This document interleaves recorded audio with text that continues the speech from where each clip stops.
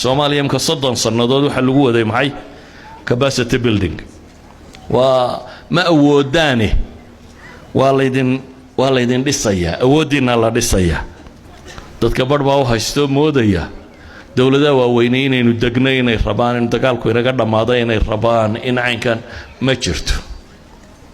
waxay u socdaan inaad waliga degin waxay yiraahdaan umad kasto saddex shay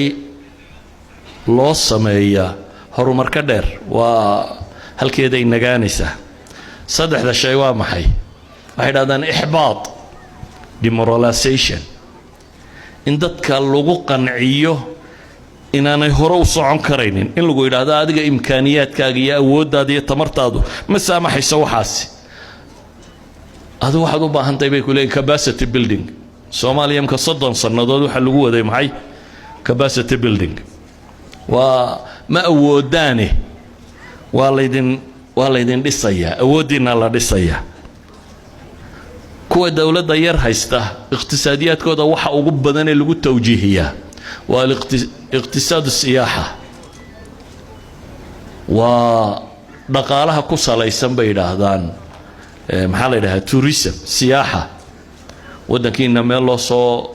taga ka dhiga xayawaankiina hadilina kan hasabay iyagu intoodii way mariyeen maxay iyagu u dayn waayeen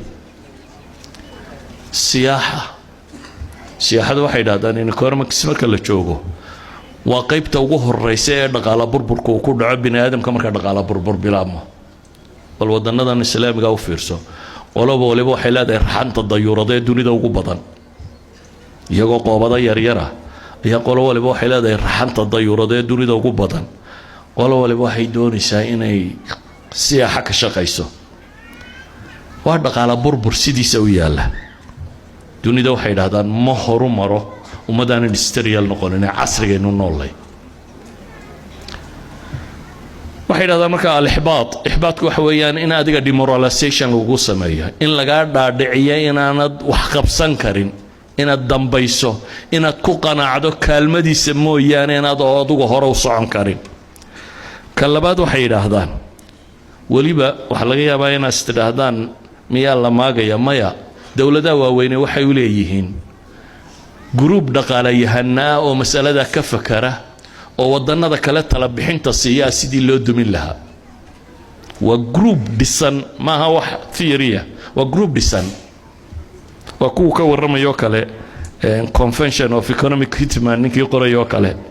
oo kamid ah groupada tan bal waxaan idin sheegi karaa groupada qaar kood in xataa rag Soomaaliyeed ku jiraan dhaqaalayahanna Soomaaliyeed inay kamid